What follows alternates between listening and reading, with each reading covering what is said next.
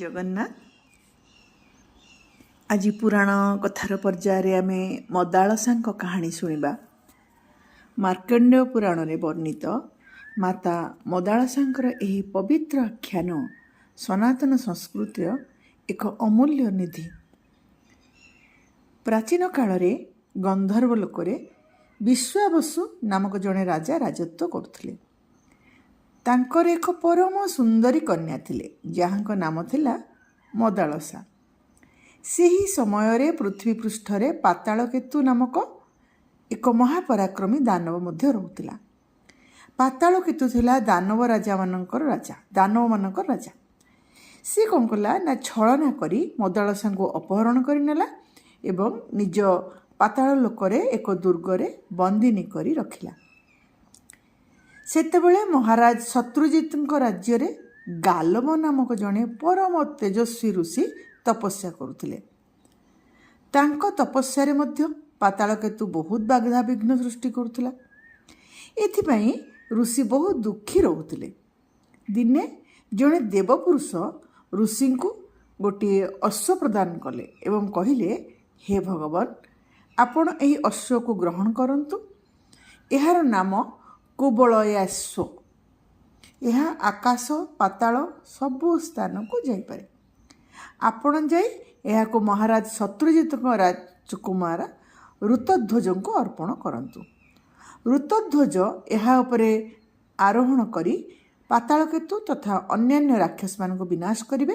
ଏତିକି କହି ସେ ଦେବପୁରୁଷ ଚାଲିଗଲେ।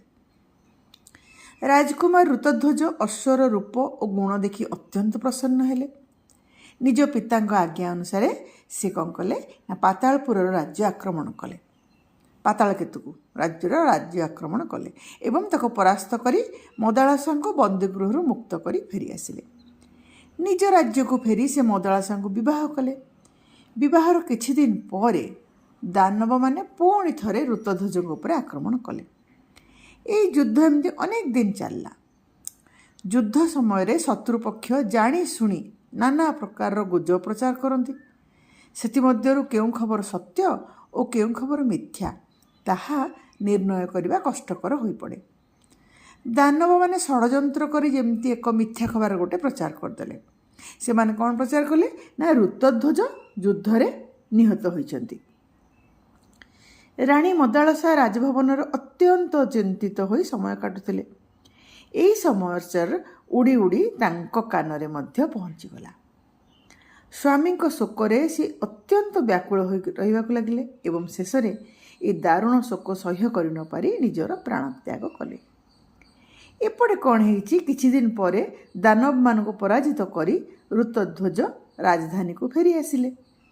ବହୁତ ଆଶା ଓ ଆନନ୍ଦ ସହିତ ଏହି ବିଜୟ ସମାଚାର ମଦାଳସାଙ୍କୁ ଶୁଣାଇବା ପାଇଁ ସେ ଯେତେବେଳେ ରାଜଭବନରେ ପହଞ୍ଚିଲେ, ସେତେବେଳେ ମଦାଳସାଙ୍କର ଏପରି ପ୍ରାଣତ୍ୟାଗ ହୋଇଥିବା ଖବର ଶୁଣି ସେ ସ୍ତବ୍ଧ ଏବଂ ମୂର୍ଚ୍ଛିତ ହୋଇଗଲେ। ମଦାଳସାଙ୍କୁ ମନେ ପକାଇ ତାଙ୍କ ହୃଦୟ ଶୋକାକୁଳ ହୋଇ ଉଠିଲା।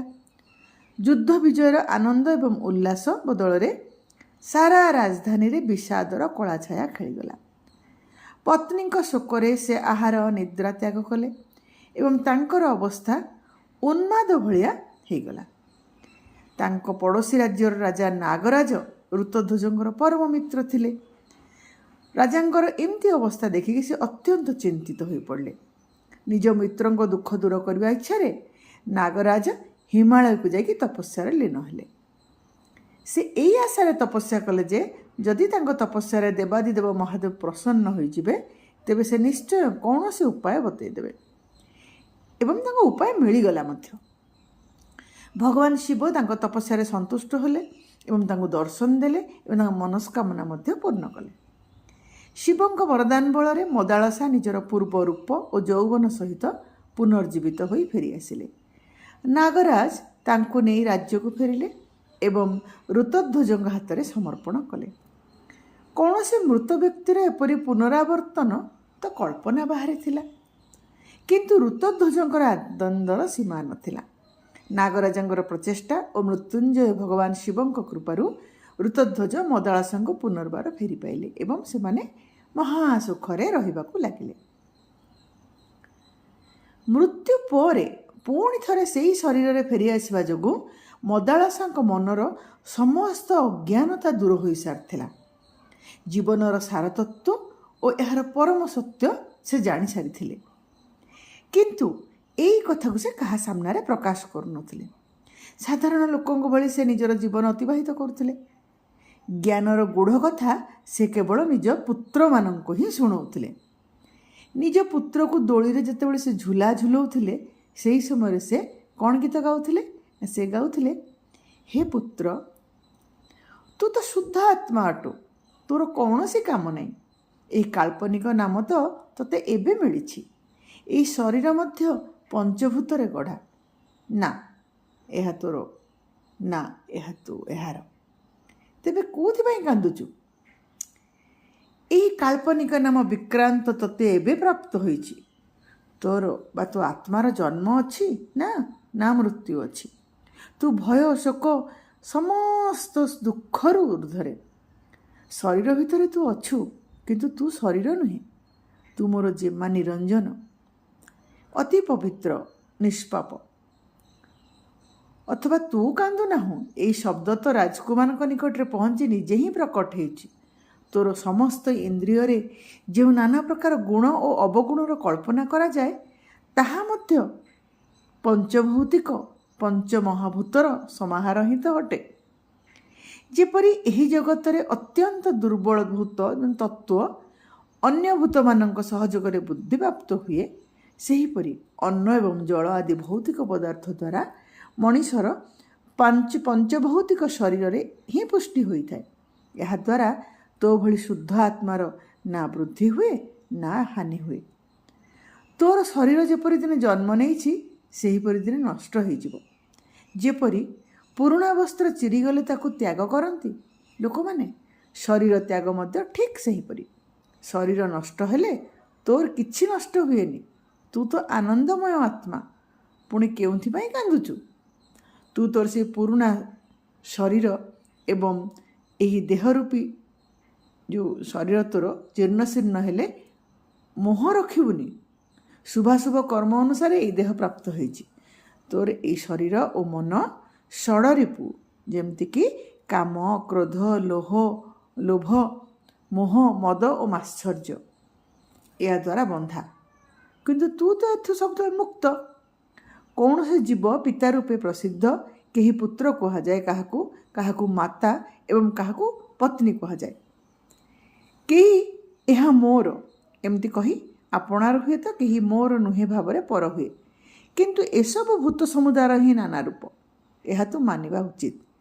ଯଦିଓ ସମସ୍ତ ଭୋଗ ଦୁଃଖ ରୂପ, ତଥାପି ମୂଢ଼ ଚିତ୍ତ ମାନବ ସେଗୁଡ଼ିକୁ ଦୁଃଖ ଦୂର କରୁଥିବା ଏବଂ ସୁଖ ପ୍ରଦାନ କରୁଥିବା ପଦାର୍ଥ ବୋଲି ଭାବିନି। କିନ୍ତୁ ଯେଉଁମାନେ ବିଦ୍ୱାନ, ଯାହାଙ୍କ ଚିତ୍ତ ମୋହ ଦ୍ୱାରା ଆଚ୍ଛାଦିତ ହୋଇନାହିଁ, ସେମାନେ ସେହି ଭୋଗଜନିତ ସୁଖକୁ ମଧ୍ୟ ଦୁଃଖ ବୋଲି ମନେ କରନ୍ତି। ନାରୀର ହସ କ'ଣ? କେବଳ କଙ୍କାଳର ଅସ୍ଥି ପ୍ରଦର୍ଶନ। ଯାହାକୁ ଆମେ ଅତ୍ୟନ୍ତ ସୁନ୍ଦର ଚକ୍ଷୁ କହୁ, ତାହା ମଜ୍ଜାର କଳୁଷତା ମାତ୍ର। ଏବଂ ସ୍ତନାଦି କେବଳ ଘନ ମାଂସର ଗ୍ରନ୍ଥି ଅଟେ। ଅତଏବ ପୁରୁଷ ଯେଉଁ ସ୍ତ୍ରୀ ଶରୀର ପ୍ରତି ଅନୁରାଗ ରଖେ, ସେହି ଯୁବତୀର ଶରୀରରେ ଆସକ୍ତ ହୋଇ ପାଶବିକ ଚିନ୍ତାଧାରାରେ ଗ୍ରସ୍ତ ରହିବା କ'ଣ ନର୍କର ଅବସ୍ଥାରେ ରହିବା ସଦୃଶ ନୁହେଁ? ପୃଥିବୀ ଉପରେ ଯାନ ଚାଲେ, ସବାରି ଚାଲେ। ସବାରି ଉପରେ ଏହି ଶରୀର ରହେ। ଏହି ଶରୀର ଭିତରେ ଆତ୍ମା ଥାଏ। କିନ୍ତୁ ପୃଥିବୀ ଓ ସବାରି ପ୍ରତି ସେତେ ଅଧିକ ମମତା ସେ ଦେଖାଏ ନାହିଁ, ଯେପରି ନିଜ ଦେହ ପ୍ରତି ଦେଖାଯାଏ। ଏହା ହିଁ ମୂର୍ଖତା। କାଳକ୍ରମେ ମଦାଳସାଙ୍କର ଆଉ 2ଟି ପୁତ୍ର ଜାତ ହେଲେ ଏବଂ ସେ ଦୁହିଁଙ୍କୁ ମଧ୍ୟ ମହାରାଣୀ ବାଲ୍ୟକାଳରୁ ହିଁ ବ୍ରହ୍ମଜ୍ଞାନର ଉପଦେଶ ଦେଲେ। ଯାହା ଫଳରେ କ'ଣ ହେଲା ନା, ସେ 3 ଜଣ ଯାକ ତାଙ୍କର ପୁତ୍ର ସଂସାର ତ୍ୟାଗୀ ବା ନିବୃତ୍ତି ମାର୍ଗୀ ସନ୍ନ୍ୟାସୀ ବନିଗଲେ। ସେଇ 3 ଭାଇ ରାଜ୍ୟତ୍ୟାଗ କରି କଠୋର ସାଧନାରେ ମଗ୍ନ ହୋଇଗଲେ। ଭାରତବର୍ଷରେ ମନୁଷ୍ୟ ଜୀବନକୁ 100 ବର୍ଷ ଧରି ତାକୁ 4ଟି ଆଶ୍ରମରେ ବିଭକ୍ତ କରାଯାଇଛି। ପ୍ରଥମଟି ହେଲା ବ୍ରହ୍ମଚର୍ଯ୍ୟ ଆଶ୍ରମ, ଯେଉଁଟା ବିଦ୍ୟାର୍ଥୀ ଜୀବନ। ଦ୍ୱିତୀୟଟି ଗୃହସ୍ଥ ଆଶ୍ରମ ବା ବିବାହିତ ଗୃହସ୍ଥ ଜୀବନ। ତୃତୀୟଟି ହେଲା ବାନପ୍ରସ୍ଥ ଆଶ୍ରମ। ସେଟା କ'ଣ ନା ଅବସର ପରେ ସମାଜରେ ଚରିତ୍ର ଗଠନକାରୀ ଶିକ୍ଷାର ପ୍ରଚାର ପ୍ରସାର କରୁଥିବା ଲୋକ ଶିକ୍ଷକର ଜୀବନ, ଯାହାକୁ ବାନପ୍ରସ୍ଥ ଆଶ୍ରମ କୁହାଯାଏ। ଏବଂ ଶେଷଟି ହେଲା ସନ୍ନ୍ୟାସ ଆଶ୍ରମ। ସନ୍ନ୍ୟାସ ଆଶ୍ରମ ହେଲା ପ୍ରବୃତ୍ତି ମାର୍ଗରେ ଚାଲୁ ଚାଲୁ ମନୁ ମହାରାଜାଙ୍କର ଉପଦେଶ ନିବୃତ୍ତ ଅସ୍ତୁ ମହାଫଳା ଶ୍ରବଣ ମନନ ଓ ନିଧିଧ୍ୟାସନ କରି ସମ୍ପୂର୍ଣ୍ଣ ତ୍ୟାଗୀ ଜୀବନ ବଞ୍ଚିବା, ଯାହାକୁ ସନ୍ନ୍ୟାସ ଆଶ୍ରମ କୁହାଯାଏ। କିନ୍ତୁ ମହାରାଣୀ ମଦାଳସା ନିଜ ତିନି ପୁତ୍ରଙ୍କୁ ଶୈଶବରୁ ହିଁ ଜ୍ଞାନ ଓ ବୈରାଗ୍ୟର ଉପଦେଶ ଦେଇ ନିବୃତ୍ତି ମାର୍ଗୀ ସନ୍ନ୍ୟାସୀ ବନେଇ ଦେଇଥିଲେ। ମାର୍କଣ୍ଡେୟ ପୁରାଣ ଅନୁସାରେ ମଦାଳସା ମହାରାଜ ଋତଧ୍ୱଜଙ୍କର ପଟରାଣୀ ଥିଲେ। ମଦାଳସା ଶବ୍ଦର ଅର୍ଥ ହେଉଛି ମଦହ ଅଲସହ ୟୟାସା ମଦାଲସା, ଅର୍ଥାତ୍ ଯାହାଙ୍କ ଯୋଗୁଁ ଅହଙ୍କାର ବା ମଦ ନିରସ ହୋଇଯାଏ ସେ ହିଁ ମଦାଳସା। ମାତା ମଦାଳସା ପ୍ରତିଜ୍ଞା କରିଥିଲେ ଯେ ତାଙ୍କ ଗର୍ଭକୁ ଯେଉଁ ବାଳକ ଆସିବ ସେ ଦ୍ୱିତୀୟବାର ଅନ୍ୟ କୌଣସି ମାତାଙ୍କ ଗର୍ଭରୁ ଜନ୍ମ ନେବ ନାହିଁ, ଅର୍ଥାତ୍ ତାକୁ ମୋକ୍ଷ ମିଳିବ। ଏଇଥିପାଇଁ ଯେତେବେଳେ ଚତୁର୍ଥ ପୁତ୍ର ଜନ୍ମ ହେଲା ସେତେବେଳେ ମଧ୍ୟ ମହାରାଣୀ ତାକୁ ଶୈଶବରୁ ନିବୃତ୍ତି ମାର୍ଗର ଶିକ୍ଷା ଦେବାକୁ ଲାଗିଲେ। ଏହି ସମୟରେ ମହାରାଜ ଋତଧ୍ୱଜ ମଦାଳସାଙ୍କୁ ଅନୁରୋଧ କଲେ, କହିଲେ, ହେ ଦେବୀ, ପିତୃପିତାମହଙ୍କ ସମୟରୁ ଚାଲି ଆସିଥିବା ମୋର ଏହି ରାଜ୍ୟକୁ ପରିଚାଳନା କରିବା ପାଇଁ ଅନ୍ତତଃ ଗୋଟିଏ ବାଳକ ତ ରାଜା ହେବା ଉଚିତ, ତେଣୁ ଏହାକୁ ସଂସାର ବିରାଗୀ କରନ୍ତୁ ନାହିଁ। ମଦାଳସା ମହାରାଜାଙ୍କର କଥା ରଖିଲେ, କିନ୍ତୁ କହିଲେ ଯେ ଏହାର ନାମକରଣ ସେ ନିଜେ କରିବେ। ସେହି ପୁତ୍ରର ନାମ ରଖିଲେ ଅଳର୍କ। ଅଳର୍କ ଶବ୍ଦର ଅର୍ଥ ହେଉଛି ମଦନ୍ମତ ବ୍ୟକ୍ତି ବା ପାଗଳ କୁକୁର। ସେ ରାଜ୍ୟ ଶାସନ କରିବ, ତେଣୁ ସେ ରାଜସୁଖର ମଦରେ ଉନ୍ମତ୍ତ ହେବ ଏବଂ ପ୍ରଜାମାନଙ୍କ କରରୁ ମିଳୁଥିବା ସମ୍ପତ୍ତିକୁ ଅତ୍ୟଧିକ ଭୋଗ ମଧ୍ୟ କରିବ। ତେଣୁ ପାଗଳ କୁକୁର ଭଳି ତାର ଭୋଗୀ ହୋଇଯିବାର ସମ୍ଭାବନା ରହିଛି। ଏହି କାରଣରୁ ସେ ନିଜର ଚତୁର୍ଥ ପୁତ୍ରକୁ ପ୍ରବୃତ୍ତି ମାର୍ଗର କର୍ମଯୋଗ, ଭକ୍ତିଯୋଗ ଏବଂ ରାଜଯୋଗର ଉପଦେଶ ଏମିତି ଭାବରେ ଦେଲେ। ସେ କହିଲେ, ପୁତ୍ର, ତୁ ଧନ୍ୟ ଯେ ଶତ୍ରୁ ରହିତ ହୋଇ ଏକାକୀ ଚିରକାଳ ପର୍ଯ୍ୟନ୍ତ ଏହି ପୃଥିବୀର ପାଳନ କରିବୁ। ପୃଥିବୀର ପାଳନ ଦ୍ୱାରା ତୋତେ ସୁଖଭୋଗ ପ୍ରାପ୍ତ ହେଉ ଏବଂ ଧର୍ମର ଫଳସ୍ୱରୂପ ତୋତେ ଅମରତ୍ୱ ମିଳୁ। ପର୍ବପର୍ବାଣୀ ଦିନଗୁଡ଼ିକରେ ବ୍ରାହ୍ମଣମାନଙ୍କୁ ଭୋଜନ ଦ୍ୱାରା ସନ୍ତୁଷ୍ଟ କରିବା, ବନ୍ଧୁବାନ୍ଧବଙ୍କ ଇଚ୍ଛା ପୂରଣ କରିବା, ନିଜ ହୃଦୟରେ ସଦା ଅନ୍ୟର ମଙ୍ଗଳ ଚିନ୍ତା କରିବା ଏବଂ ପରନାରୀ ପ୍ରତି କଦାପି ମନ ନ ବଳାଇବା, ନିଜ ମନରେ ସଦା ବିଷ୍ଣୁଙ୍କୁ କୌଣସି ଅବତାରଙ୍କୁ ବିଷ୍ଣୁଙ୍କର ଚିନ୍ତନ କରିବା, ତାଙ୍କ ଧ୍ୟାନ ଦ୍ୱାରା ଅନ୍ତଃକରଣ, କାମ, କ୍ରୋଧ ଆଦି ଷଡ଼ରିପୁଙ୍କୁ ଜୟ କରିବା, ଜ୍ଞାନ ଦ୍ୱାରା ମାୟାର ନିବାରଣ କରିବା ଏବଂ ଜଗତର ଅନିତ୍ୟତା ବିଷୟରେ ଚିନ୍ତା କରୁଥିବ। ଧନର ଆଗମନ ପାଇଁ ରାଜାମାନଙ୍କ ଉପରେ ବିଜୟ ପ୍ରାପ୍ତ କରିବା, ଯଶ ପାଇଁ ଧନର ସଦ୍ବ୍ୟୟ କରିବା, ପରନିନ୍ଦା ଶୁଣିବାକୁ ଭୟ କରିବା ଏବଂ ବିପତ୍ତି ସମୁଦ୍ରରେ ପଡ଼ିଥିବା ଲୋକଙ୍କର ଉଦ୍ଧାର କରିବା। ଶେଷରେ ମଦାଳସା ଗୋଟିଏ ଉପଦେଶ ଲେଖି ଅଳର୍କଙ୍କ ହାତରେ ଥିବା ଯେଉଁ ମୁଦ୍ରିକା ତା ଭିତରେ ଲୁଚେଇ ରଖିଦେଲେ ଏବଂ କହିଲେ, ଯେତେବେଳେ କୌଣସି ବଡ଼ ବିପତ୍ତି ଆସିବ ବା ସଙ୍କଟରେ ପଡ଼ିବୁ ସେତେବେଳେ ଏହି ଉପଦେଶଟାକୁ ପଢ଼ିବୁ।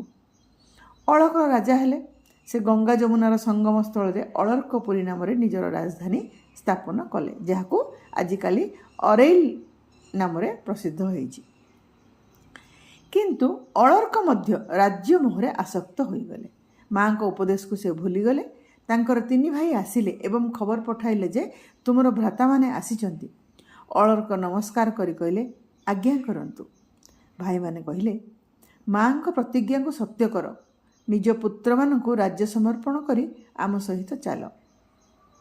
ଅଳର୍କ ହସିବାକୁ ଲାଗିଲେ ଏବଂ କହିଲେ, ତୁମେମାନେ ତ ଫକୀର ହୋଇସାରିଛ, ସନ୍ନ୍ୟାସୀ ହୋଇସାରିଛ, ମୋତେ ବି ସନ୍ନ୍ୟାସୀ ବନେଇବ, ଚାଲ ଦୁର୍ଗରୁ ବାହାର।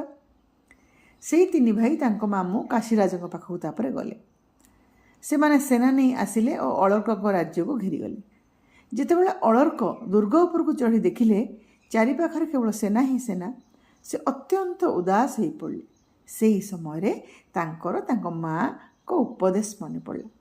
ସେ ଯେତେବେଳେ ସେ ମୁଦି ଭିତରୁ ସେ ଯନ୍ତ୍ରଟାକୁ ଖୋଲି କାଗଜଟାକୁ ବାହାର କଲେ, ସେ ମା ଲେଖିଥିଲେ, ହେ ପୁତ୍ର, ତୁ ଶୁଦ୍ଧ, ତୁ ବୁଦ୍ଧ, ତୁ ନିରଞ୍ଜନ, ସଂସାର ରୂପୀ ମାୟାରୁ ତୁ ବର୍ଜିତ, ଅର୍ଥାତ୍ ତୁ ନିର୍ଲିପ୍ତ। ସଂସାର ହେଉଛି ସ୍ୱପ୍ନ ସଦୃଶ ଏକ ଆଭାସିକ ସତ୍ତା। ଏହି ମୋହରୂପୀ ନିଦ୍ରାରୁ ଆଖି ଖୋଲ। ଏହା ମାତା ମଦାଳସାଙ୍କ ବଚନ। ଏହା ଉପରେ ବିଚାର କର। ଯେତେବେଳେ ଅଳର୍କ ଏହି ଶ୍ଲୋକ ଉପରେ ବିଚାର କଲେ ତାଙ୍କର ଜ୍ଞାନୋଦୟ ହେଲା। ଅଳର୍କ ପ୍ରବୃତ୍ତି ମାର୍ଗ ଛାଡ଼ି ନିବୃତ୍ତି ମାର୍ଗକୁ ଚାଲି ଆସିଲେ। ସେ ମୁକ୍ତ ମସ୍ତକ ଓ ନଗ୍ନ ପାଦରେ ଯେପରି ଥିଲେ ସେମିତି ହିଁ ଉଠି ଚାଲିଗଲେ ଏବଂ ଅହମ୍ ଶୁଦ୍ଧ ଅସି, ଅହମ୍ ବୁଦ୍ଧ ଅସି, ଅହମ୍ ନିରଞ୍ଜନ ଅସି ଏହିପରି ଜପ କରୁଥିବାର ତାଙ୍କ ଭାଇମାନେ ତାଙ୍କୁ ଦେଖିଲେ। ସେନା ତାଙ୍କୁ ବାଟ ଛାଡ଼ିଦେଲେ। ଜଙ୍ଗଲରେ ଯାଇ ସେ ମହାରାଜ ଦତ୍ତାତ୍ରେୟଙ୍କୁ ଭେଟିଲେ। ଗୁରୁଦେବ ଅଳର୍କଙ୍କୁ ଆତ୍ମଜ୍ଞାନର ଉପଦେଶ ଦେଇ ତାଙ୍କ ମନକୁ ଥଣ୍ଡା କଲେ। ମହାରାଜ ଅଳର୍କ ସେହି ସମୟରେ ରାଜ୍ୟକୁ ନିଜ ପୁତ୍ରଙ୍କୁ ସମର୍ପଣ କରି ବନକୁ ଚାଲିଗଲେ। ଏମିତି ଭାବରେ ମାତା ମଦାଳସା ନିଜର 4ଟି ଯାକ ପୁତ୍ରଙ୍କୁ ବ୍ରହ୍ମଜ୍ଞାନୀ ବନେଇ ଦେଲେ। ତାଙ୍କ ପୁତ୍ରଙ୍କୁ ରାଜ୍ୟ ଦେଇ 3 ଭାଇ ମଧ୍ୟ ମାଆଙ୍କ ପ୍ରତିଜ୍ଞାକୁ ସତ୍ୟ ପ୍ରମାଣିତ କରିଦେଲେ। ମଦାଳସା ନିଜେ ଜ୍ଞାନୀ ଥିଲେ, ସେଥିପାଇଁ ସେ ନିଜ ସନ୍ତାନମାନଙ୍କୁ ମଧ୍ୟ ଜ୍ଞାନ ପ୍ରାପ୍ତିର ଅଧିକାରୀ ବନାଇ ପାରିଥିଲେ। ତାଙ୍କ ବାଣୀ ଶ୍ରବଣ କରି ସେମାନଙ୍କ ମଧ୍ୟରେ ଚୈତନ୍ୟ ଜାଗ୍ରତ ହେଲା। ମାତା ପିତା ନିଜ ଜୀବନରେ ଯଦି ଉଚ୍ଚ ଆଦର୍ଶକୁ ରୂପାୟିତ କରିପାରିବେ, ତେବେ ସେମାନଙ୍କ ଉପଦେଶ ଶୁଣି ପିଲାମାନେ ମଧ୍ୟ ଯୋଗ୍ୟ ମଣିଷ ହୋଇପାରିବେ। କେବଳ ଶୂନ୍ୟ ବା ଖାଲି ଉପଦେଶରୁ କୌଣସି ଲାଭ ହୁଏ ନାହିଁ। ଆପଣମାନେ ଶୁଣିଲେ ମଦାଳସାଙ୍କର କାହାଣୀ, ତାଙ୍କ ପୁତ୍ରମାନଙ୍କର କାହାଣୀ, ଅଳର୍କଙ୍କର ପରିବର୍ତ୍ତନ। ଆଗକୁ ମୋ ସହ ଯୋଡ଼ି ହେଇ ରୁହନ୍ତୁ। ଆହୁରି ଅନେକ କାହାଣୀ, ଅନେକ କବିତା, ଅନେକ ପୁରାଣ ଇତିହାସର କଥା ଶୁଣିବାକୁ ପାଇବେ। ଧନ୍ୟବାଦ।